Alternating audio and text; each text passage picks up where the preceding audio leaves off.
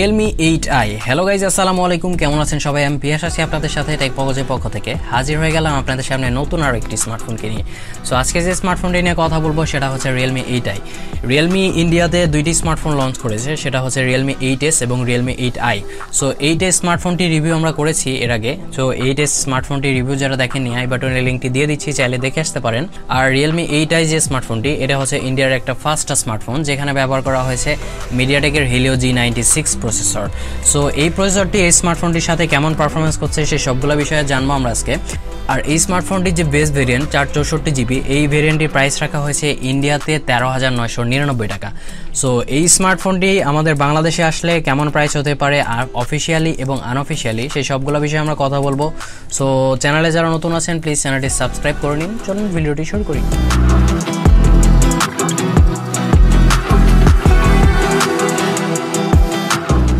So প্রথমে আসি আমরা স্মার্টফোনটির আনবক্সিং করার সাথে সাথে প্রথমে আমরা পাচ্ছি আরও একটি বক্সের ভেতরে থাকছে একটি প্রোটেক্টিভ কেস এবং কিছু ইউজার ম্যানুয়াল গাইড সাথে আরও থাকছে একটি সিম এজেক্টর পিন এরপরে পাচ্ছি আমরা স্মার্টফোনটি এরপরে থাকছে একটি 18 ওয়াটের ফাস্ট অ্যাডাপ্টার এবং একটি টাইপ সি কেবল এই স্মার্টফোনটির লুকস এবং ডিজাইনের কথা বলতে গেলে এই স্মার্টফোনটির বডিটি দেওয়া হয়েছে প্লাস্টিকের এবং ব্যাক পার্টটিও দেওয়া হয়েছে প্লাস্টিকের আর ব্যাক পার্টে ব্যবহার করা হয়েছে পলিকার্বনের ডিজাইন আর ব্যাক পার্টে ছিল প্রচুর ফিঙ্গার ম্যাগনেটিক মানে আপনারা যদি ব্যাক কভার ছাড়া ইউজ করেন তাহলে এখানে প্রচুর ক্র্যাশও পড়ে যেতে পারে সো ব্যাক কভার ইউজ করাটাই বেটার হবে আর ওপরে লেফট সাইডে ক্যামেরা লেআউটটা দেওয়া হয়েছে ক্যামেরা লেআউট ঠিকঠাক ছিল ক্যামেরা বামটা অতটা বড় ছিল না আর এই স্মার্টফোনটি আপনারা মোট দুইটি কালারের মার্কেটে অ্যাভেলেবেল পাবেন সেটা হচ্ছে ব্ল্যাক কালার এবং পার্পল কালার আর এই স্মার্টফোনটির থিকনেস দেওয়া হয়েছে 8.5 মিলিমিটার এবং এই স্মার্টফোনটির ওজন হচ্ছে 194 গ্রাম এই স্মার্টফোনটির ইনহ্যান্ড ফিলটা অতটা ভালো ছিল না কিছুটা চওড়া চওড়া লাগে ভারীও ফিল হয় সো ইনহ্যান্ড ফিলটা আর একটু ভালো করার দরকার ছিল আমার মনে হয় আর ডিজাইনের ক্ষেত্রে মোটামুটি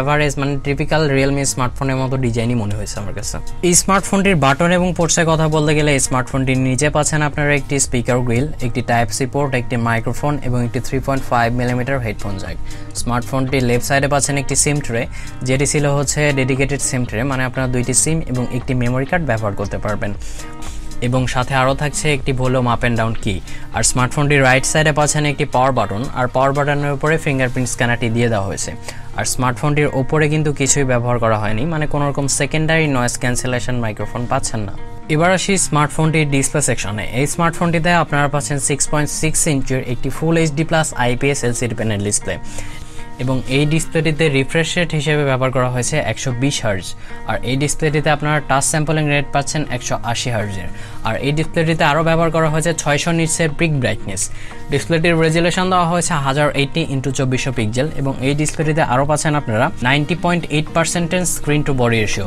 সো ডিসপ্লে কোয়ালিটি ছিল খুবই ভালো ইনডোরে এবং আউটডোরে ব্যবহার করতে তেমন একটা সমস্যা হয় নাই আর ডিসপ্লেতে 120 হার্জের রিফ্রেশ রেট দেওয়ার কারণে মানে স্ক্রল করতেও কোনো রকম সমস্যা হচ্ছিল না আর ডিসপ্লেটির ওপরে লেফট সাইডে 5 হল একটি ক্যামেরা ব্যবহার করা হয়েছে যেটি সাইজ একটু বড় মনে হয়েছে আর একটু কম হলে ভালো হতো আর ডিসপ্লেটির চিন এবং বেজেলের কথা বলতে গেলে ডিসপ্লেটির চিন এবং বেজেলও ছিল এভারেজ টাইপের প্রাইস অনুযায়ী ঠিকঠাক বলা যায় ডিসপ্লেটির মাল্টিমিডিয়ার কথা বলতে গেলে ডিসপ্লেটি মাল্টিমিডিয়ার ক্ষেত্রে খুবই ভালো লেভেলের একটা পারফরমেন্স করেছে যতগুলো ভিডিও দেখেছি প্রায় সবগুলো থেকে ন্যাচারাল টাইপের কালার পেয়েছে এবং শার্পনেসের পরিমাণও ছিল খুবই ভালো যদিও IPS LCD প্যানেল ডিসপ্লে তবু এটা ফুল এইচডি প্লাস ডিসপ্লে হওয়ার কারণে অতটা শার্পনেসে ঘাটতি দেখা যায়নি আর এই ডিসপ্লেটির ভিউইং অ্যাঙ্গেলও ছিল খুবই ভালো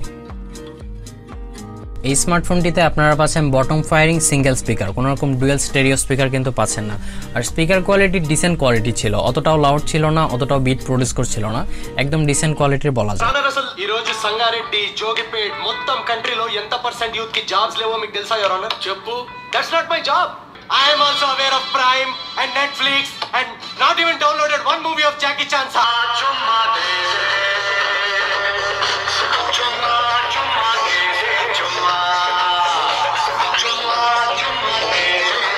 এই স্মার্টফোনটিতে আপনারা পাচ্ছেন 5000 mAh এর একটি বিগ ব্যাটারি এবং এই ব্যাটারিকে চার্জ করার জন্য বক্সে প্রোভাইড করা হয়েছে 18 ওয়াটের চার্জার সো 18 ওয়াটের অ্যাকচুয়ালি ফাস্ট চার্জার অতটা বলা যায় না তবে মোটামুটি লেভেলে ফাস্ট চার্জ করতে পারবেন আপনাদের স্মার্টফোনকে আর এই স্মার্টফোনটি থেকে প্রায় নর্মাল ইউজে 1 থেকে 1.5 দিনের মতো ব্যাটারি ব্যাকআপ পাবেন আর হায়ার ইউজ যদি করেন সেক্ষেত্রে 9 থেকে 10 ঘন্টার মতো ব্যাটারি ব্যাকআপ অনায়াসে পেয়ে যাবেন এই স্মার্টফোনটিতে আপনারা আরও পাচ্ছেন ডুয়াল L1 এবং ক্যামেরা টু API যেটিতে আপনারা HD স্ট্রিমিং করতে পারবেন এবং গুগল ক্যামেরা পোর্টটিও ব্যবহার করতে পারবেন এই স্মার্টফোনটি স্মার্টফোনটিতে আপনারা পাচ্ছেন সাইড মাউন্টেন ফিঙ্গারপ্রিন্ট স্ক্যানার, যেটির স্পিড ছিল যথেষ্ট ফাস্ট এবং অ্যাকুরেট। ফোনটির ফেস আনলক স্পিডও ছিল যথেষ্ট ফাস্ট। এবার আসি স্মার্টফোনটির প্রসেসর সেকশনে। এটা ইন্ডিয়ার ফার্স্ট স্মার্টফোন যেটাতে ব্যবহার করা হয়েছে মিডিয়াটেকের Helio G96 প্রসেসর।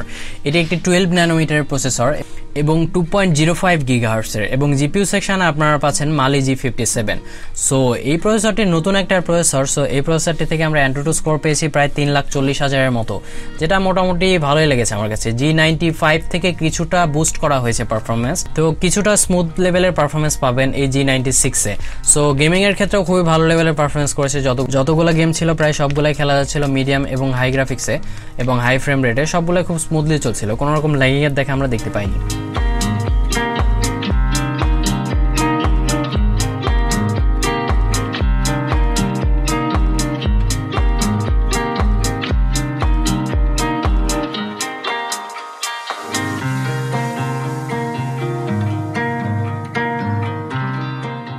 এই স্মার্টফোনটি আপনারা দুইটি ভেরিয়েন্টে মার্কেটে অ্যাভেলেবেল পাবেন, সেটা হচ্ছে 464 এবং 6128GB ভেরিয়েন্ট। 464GB যে ভেরিয়েন্টটি, এই ভেরিয়েন্টটি প্রাইস রাখা হয়েছে 13,999 টাকা, মানে 14,000 টাকা। আর 6128GB যে ভেরিয়েন্টটি, এই ভেরিয়েন্টে প্রাইস রাখা হয়েছে 15,999 টাকা, মানে 16,000 টাকা। সো এই স্মার্টফোনটি আমাদের বাংলাদেশে অফিসিয়ালি বা আনঅফিসিয়ালি যেটাই হোক চলে আসবে কিছুদিনের মধ্যেই। অফিসিয়ালি আসতে হয়তো বা 1 থেকে 1.5 মাসের মতো টাইম লাগবে, আর আনঅফিসিয়ালি আসতে খুব একটা টাইম লাগবে না। আর এই স্মার্টফোনটির আনঅফিসিয়াল প্রাইসটা মেবি 17 বা 18,000 টাকার মধ্যেই থাকবে বলে আমি মনে করছি। তবে প্রাইসটা কেমন হবে অ্যাকচুয়ালি বলা যাচ্ছে না, কারণ বাংলাদেশে আসলে সবকিছু প্রাইসই বেড়ে যায়, আর অফিসিয়ালি আসলেও প্রায় ওই সেম টাইপের প্রাইজেই পাবেন। আর এই স্মার্টফোনটির র্যাম সেকশনে আপনারা পাচ্ছেন LPDDR4X র্যাম এবং স্টোরেজ সেকশনে ব্যবহার করা হয়েছে UFS 2.1। এই স্মার্টফোনটিতে আপনারা পাচ্ছেন এক্সপেন্ডেড র্যাম ফিচার, মানে আপনাদের র্যাম যদি হয় 8GB তাহলে আপনারা এটাকে 5GB পর্যন্ত বাড়াতে পারবেন, 2GB 3GB এবং 5GB পর্যন্ত বাড়াতে পারবেন। এই সিস্টেমটা এই স্মার্টফোনে অ্যাড করা হয়েছে। এই স্মার্টফোনটি রান করছে Android 11 এর সাথে এবং সাথে থাকছে Realme UI 2.0। So Realme UI খুবই ভালো লেভেলের একটি UI। সো এই UI এর পারফরমেন্স ছিল খুবই ভালো, তবে কিছু ইউজলেস অ্যাপস ছিল যেগুলো আনইনস্টল করে নিতে পারবেন, কোনো রকম সমস্যা হবে না।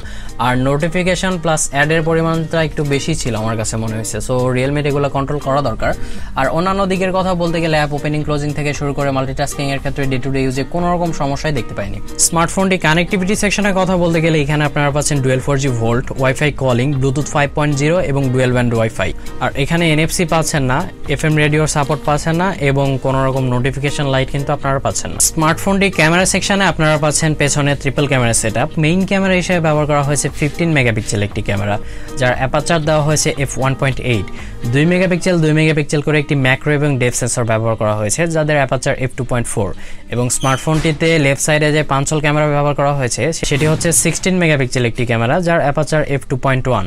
আর এই স্মার্টফোনটিতে রিয়ার ক্যামেরা বা সেলফি ক্যামেরা কোনোটাতেই কিন্তু আপনারা EIS এর সুবিধা পাচ্ছেন না।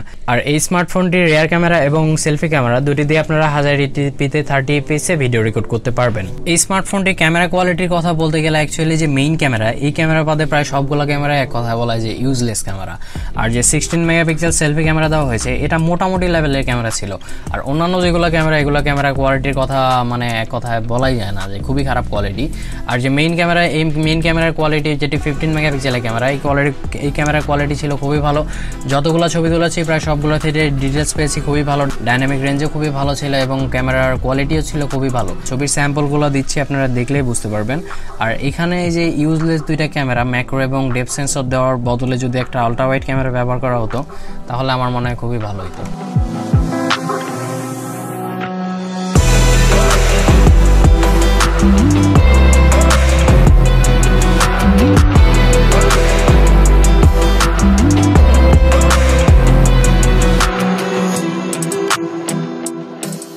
সো শেষ কথায় বলতে গেলে অ্যাকচুয়ালি এই প্রাইজে আপনাদেরকে এই স্মার্টফোনটি কিছু ভালো দিক অফার করছে, আবার কিছু খারাপ দিকে অফার করছে। যেমন এই স্মার্টফোনটির ভালো দিকের কথা বলতে গেলে এখানে আপনারা একটা নতুন প্রসেসর পাচ্ছেন, আর প্রসেসরের পারফরমেন্স কিন্তু ছিল খুবই ভালো।